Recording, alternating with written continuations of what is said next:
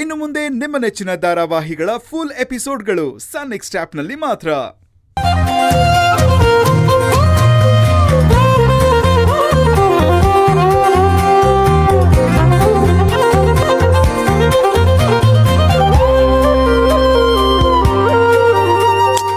ಅವನ್ ಆ ಕಡೆ ಕಾಕು.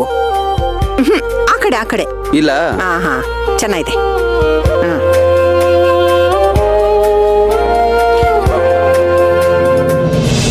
ಆಯ್ತಜ್ಜಿ, ಆಗ್ತೀನಿ. ಪೂಜಾ ನೋಡಿಲಿ, ಹಿಂಗ್ ಉದ್ದು ಕಟ್ ಮಾಡ್ಬೇಕು, ಆಯ್ತಾ? ಕಟ್ ಮಾಡಿ ಹಂಗೆ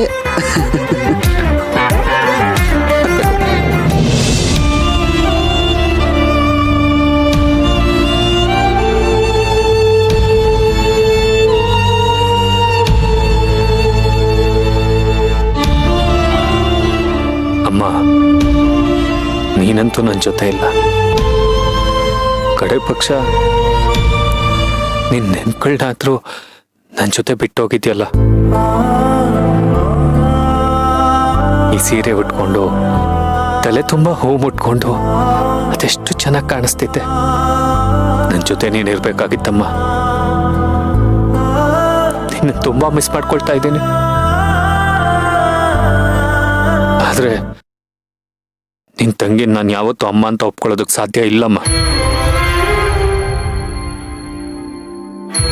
ನಿನ್ನ ಬಿಟ್ಟು ನಾನು ಆ ಸ್ಥಾನನ ಕೊಟ್ಟಿರೋದು ಅದ್ಕೆಗೆ ಮಾತ್ರ.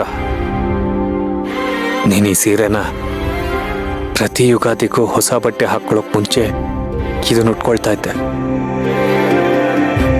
ಇದು ನಿಮ್ಮ ಅಪ್ಪನ ಮನೆಯವ್ರು ಕೊಡ್ಸಿದ್ದು ಅಂತ ಇದ್ರ ಮೇಲೆ ನಿನಗೆ ತುಂಬಾ ಸೆಂಟಿಮೆಂಟ್ ಇತ್ತು. ನಿನಗೆ ಗೊತ್ತಾ,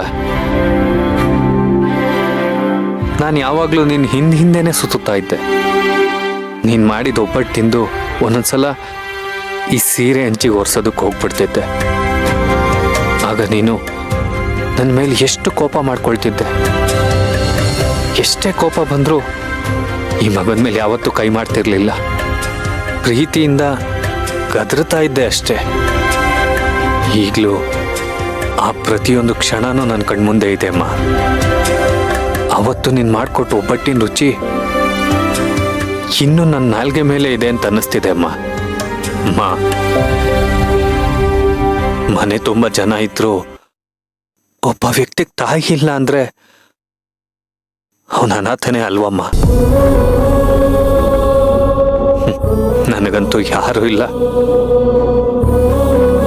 ನನಗೆ ಸಮಾಧಾನ ಮಾಡೋಕೆ ಅಂತಾನೆ ನೀನ್ ಸೇವಂತಿ ಅದಕ್ಕೆ ಕಳ್ಸ್ಕೊಟ್ಯಾ? ಇಲ್ಲ, ನೀನೇ ಅದಕ್ಕೆ ರೂಪದಲ್ಲಿ ಹುಟ್ಟು ಬಂದ್ಯಾ? ಅವರೊಬ್ರು ಅಂದ್ಬಿಟ್ರೆ ಈ ಮನೇಲಿ ನನ್ಗೆ ಯಾರೂ ಇಲ್ಲ ಅಂತ ಅನ್ಸುತ್ತಮ್ಮ. ಕಲ್ಪನಾ, ಇನ್ನು ಮುಗ್ದಿಲ್ವಾ? ಆತೆ ಬಂದೆ.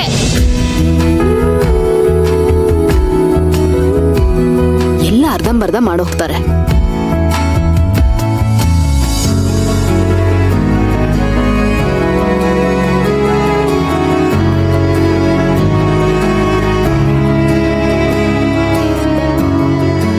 ಯಾರಿಗೂ ನನ್ನ ಮೇಲೆ ಪ್ರೀತಿ ಇಲ್ಲ.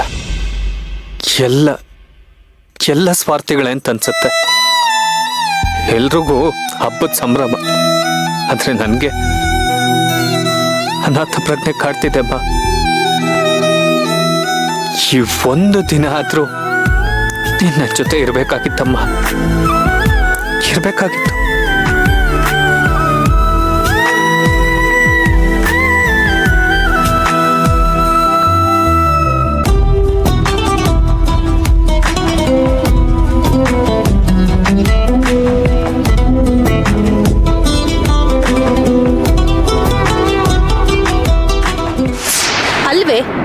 ಅರ್ಜುನ್ ಸೇವಂತಿ ಹೊಸ್ದಾಗ್ ಮದ್ವೆಗಿರೋ ಗಂಡ ಹೆಂಡತಿ ತರ ಆಡ್ತಾರೆ.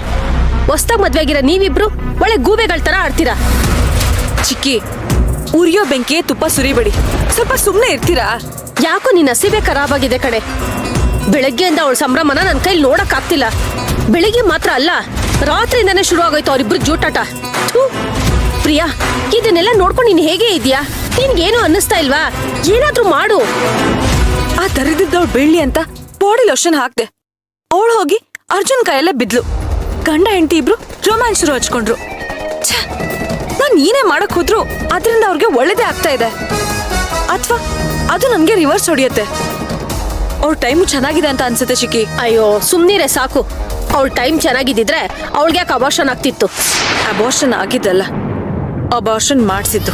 ಅವಳ ಟೈಮ್ ಸರಿ ಇದ್ದಿದ್ದಕ್ಕೆ ಅವಳು ಉಳ್ಕೊಂಡ್ಲು. ಇಲ್ದೇ ಇದ್ರೆ ಅವಳ ಮಗು ಜೊತೆ ಇವಳ ಜೀವನನು ದೇವ್ರ ಪಾದ ಸೇರ್ತಿತ್ತು. ಪ್ರಿಯಾ, ಇವತ್ತು ನಾನು ಆ ಸೇವಂತಿ ಭವಿಷ್ಯ ನೋಡ್ದೆ ಕಣೆ. ತುಂಬಾ ಖರಾಬ್ ಆಗಿದೆ. ಇವತ್ತೇನಾದ್ರೂ ನಾವು ಸರಿಯಾಗಿ ಪ್ಲಾನ್ ಮಾಡಿದ್ರೆ 100% ಖಂಡಿತ ಸಕ್ಸಸ್ ಆಗೇ ಆಗುತ್ತೆ. ಎಸ್, ಅವಳ ದಿನ ಚೆನ್ನಾಗಿದ್ರು ಸರಿ, ಚೆನ್ನಾಗಿಲ್ದೇ ಇದ್ರು ಸರಿ, ನಾವ್ ಅದನ್ನ ಕೆಡಿಸ್ಲೇಬೇಕು. ಯಾಕಂದ್ರೆ ಇವತ್ತು ಹಬ್ಬ. ಈ ಮನೇಲೋ ಬೇರೆ ಯಾರು ಸೊಸೆಂದ್ರೆ ಇಲ್ಲ. ಅವಳೊಬ್ಳೆ ಕಾಣಿಸ್ತಾರ ಅವಳ ತಲೆ ಮೇಲೆ ಹೊತ್ಕೊಂಡು ಮೆರೆಸ್ತಾರೆ. ನೋಡು, ಬೇರೆಯವ್ರದೆಲ್ಲ ಬಿಡು. ನಿನ್ ಗಂಡ ಆ ಸೇವಂತಿ ಹಿಂದೆ ಗುಮ್ಮ ನೋಡಿರೋ ಒಂಥರ ಅಮ್ಮೆ ಅಮ್ಮೆ ಅಂತ ಅವಳ ಹಿಂದೆನೆ ಸುತ್ತಾ ಇರ್ತಾನೆ. ನೋಡು, ಈ ಸಲ ಅಂತ ಇಂತ ಪ್ಲಾನ್ ಮಾಡ್ಬೇಡ. ದೊಡ್ಡ ಪ್ಲಾನ್ ಮಾಡು. ಒಂದೇ ಸಲ ಅವಳ ಕೈಕಾಲ್ ಮುಡ್ಕೊಂಡು ಬೀಳ್ಬೇಕು. ಹಾಗ್ ಮಾಡು. ನಾನು ಅದನ್ನೇ ಯೋಚನೆ ಮಾಡ್ತಿದ್ದೀನಿ ಚಿಕ್ಕಿ. ಹಬ್ಬದ ದಿನ ಅವಳು ಮಾತ್ರ ಖುಷಿಯಾಗಿರ್ಬಾರ್ದು. ಏನಾದ್ರೂ ತೊಂದರೆ ಮಾಡ್ಲೇಬೇಕು.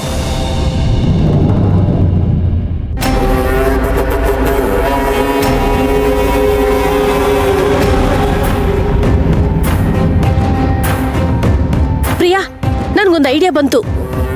ಇವತ್ತು 100ಕ್ಕೆ 100 ಸೇವಂತಿ ಈ ಹಬ್ಬನ ಸೆಲೆಬ್ರೇಟ್ ಮಾಡಕ್ ಆಗೋದಿಲ್ಲ. ನಾನ್ ಬಿಡೋದು ಇಲ್ಲ ಅದನ್ನ. ಇವತ್ ನಾನು ಅವಳು ಕೊಡೋ ಏಟ್ಗೆ ಸುಧಾರಿಸ್ಕೊಳ್ಳೋದಕ್ಕೆ 1 ತಿಂಗಳಾದ್ರೂ ಬೇಕು ಅವಳಿಗೆ. ಹೌದಾ? ಅಂಥದ್ದೇನ್ ಮಾಡ್ತೀರಾ? ಈ ಯಶೋಧ ಸ್ಟೈಲೇ ಬೇರೆ. ನೀನು ಹೇಳ್ಬಿಟ್ಟು ಮಾಡೋದಿಲ್ಲ, ಮಾಡಿ ತೋರಿಸ್ತೀನಿ, ನೋಡ್ತಾ ಇರು. ಅಲ್ಲ,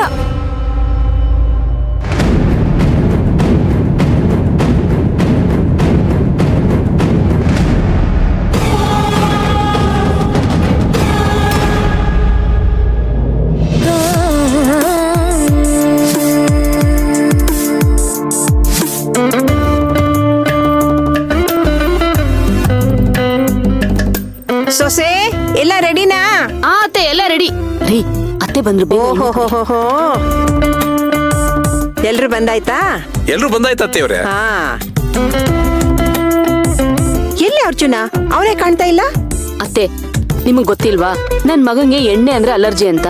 ಹಾ, ಚಿಕ್ಕ ವಯಸ್ಸಿಂದ ಅವ್ನ್ ಇದೇ ಗೋಳಾಗೋಯ್ತು. ಎಣ್ಣೆ ಅಂದ್ರೆ ಸಾಕು 3 ಮೈಲ್ ಇದ್ರೂ ಓಡೋಗ್ಬಿಡ್ತಾನೆ. ಅವನ್ನ ಹಿಡ್ಕೊಂಡು ಬರೋದಿದೆ ನೋಡು, ದೊಡ್ಡ ಸಾಹಸ.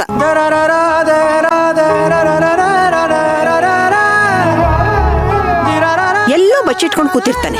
ಅತ್ತೆ, ಪ್ರತಿ ವರ್ಷ ಅವನ ಜೊತೆ ಗುದ್ದಾಡಿ ಸಾಕಾಗೋಯ್ತು. ಅದಕ್ಕೆ ಈ ವರ್ಷ ಸುಮ್ನಾಗೋದೆ, ಕರಿಯೋದಕ್ಕೆ ಹೋಗ್ಲಿಲ್ಲ. ನಾನು ಹಾಗೆಲ್ಲ ಸುಮ್ನೆ ಬಿಡೋದಿಲ್ಲ. ಅವನಿಗೆ ನೆನ್ನೆನೇ ಹೇಳಿದ್ದೀನಿ, ನೀನೇನಾದ್ರೂ ತಪ್ಪಿಸ್ಕೊಂಡು ಹೋದ್ರೆ ನೀನ್ ಹಿಡ್ಕೊಂಡ್ ಬಂದು ಲೀಟರ್ ಗಟ್ಲೆ ಎಣ್ಣೆ ಸುರಿತೀನಿ ಅಂತ.